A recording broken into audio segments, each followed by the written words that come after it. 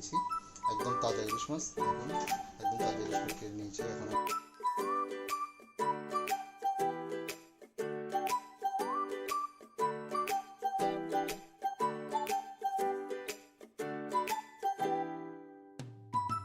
এইখানে মশলা নিয়ে নিলাম। মশলা নিলাম 1 চা চামচ, মরিচ নিলাম 1 চা চামচ, হলুদ রাখলাম 1 চা চামচ, তারপরে রাখলাম এখানে একটা টমেটো কুচি আর কিছু স্লাইস করা মরিচ।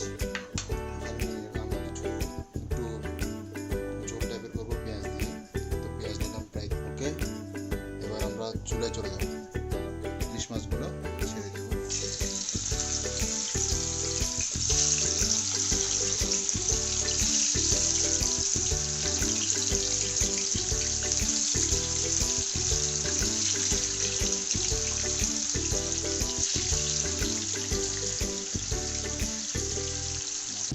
ইলিশ মাছের মাথা বাজি না করলে হয়, অনেকে হয়তো এই জিনিসটা করে না, আমি করছি। এবার এটা বাঁচতে থাকুক। দর্শক, আমরা যেহেতু এটা হালকা বাজবো, তো আমরা একটু পরেই মানে ধরেন 3-4 মিনিট রাখার পরে আমরা এটাকে উল্টিয়ে দিব। এই যে দেখছেন একটা কালার আসছে এখানে।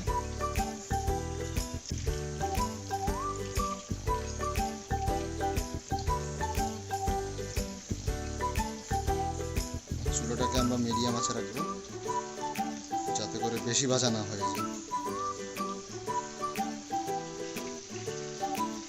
এগুলো আসলে আমাদের থেকে মেয়েরা ভালো পারে, তো আমি এগুলা যাদের উদ্দেশ্য করে করছি, মানে এটা হবে যে মূলত ব্যাচেলরদের উদ্দেশ্যে। এটা ব্যাচেলররা চাইলে বাসায় এই রেসিপিটি ট্রাই করে দেখতে পারেন। একদম নর্মাল, কোনো এক্সট্রা জিনিস নাই, কোনো এক্সট্রা মশলাপাতি নেই। নর্মাল আপনারা একটা ইলিশ মাছ আনবেন, ইলিশ মাছ এনে জাস্ট আমার এই প্রণালীটা ব্যবহার করতে পারেন, এই প্রণালী ফলো করতে পারেন। চুলা মিডিয়াম আঁচ থাকবে, খুব বাড়াবেন না, খুব কমাবেন না। ওকে, আমাদের ইলিশ মাছটি ব্রাউনি কালার হয়ে গেছে। তো আমরা এখন এটাকে তুলে নিব। আমরা আরেকটি পাতিলে তেল দিয়ে তেলটি গরম করে নিব। তেল গরম হয়ে গেলে আমরা এখানে কেটে রাখা কুচি পেঁয়াজগুলো দিয়ে দেব।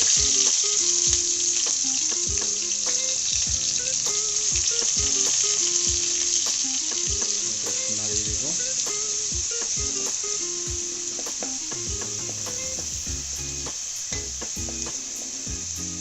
এবার আমরা রসুন দিয়ে দেব, রসুন কুচি করা। আমরা এটাকে হালকা ব্রাউনি করে নিব। আমরা এটা ব্রাউনি হওয়া পর্যন্ত অপেক্ষা করব।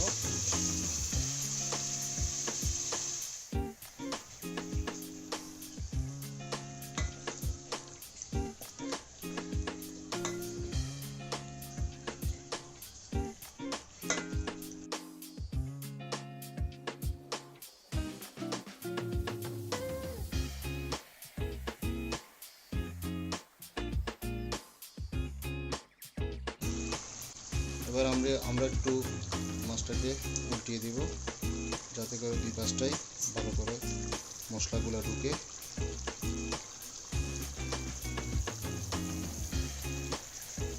আমরা এটাকে উল্টিয়ে দিলাম। উল্টানোর পরে আমরা আবার কিছুক্ষণ ঢেকে রাখবো।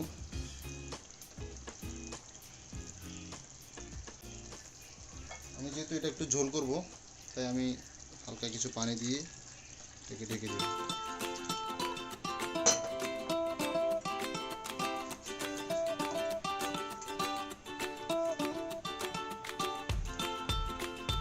আসছি ঠিক 5 মিনিট পর।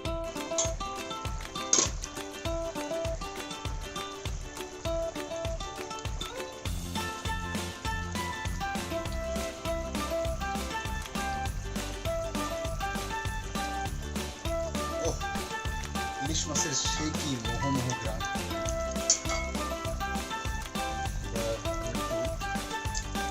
লবণ চেক করে নিব। আপনারা লবণটা চেক করে নেবেন অবশ্যই, আপনার স্বাদ মতো লবণটা হয়েছে কিনা। মাশাআল্লাহ, আমার সব কিছু একদম পারফেক্ট হয়েছে। আমরা হালকা একটু ঝোলটাকে কমিয়ে দেব, বেশি ভালো।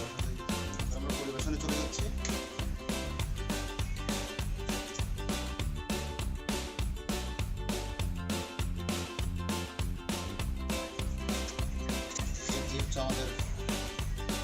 ইলিশ মাছের ঝোল রেসিপি। তো দর্শক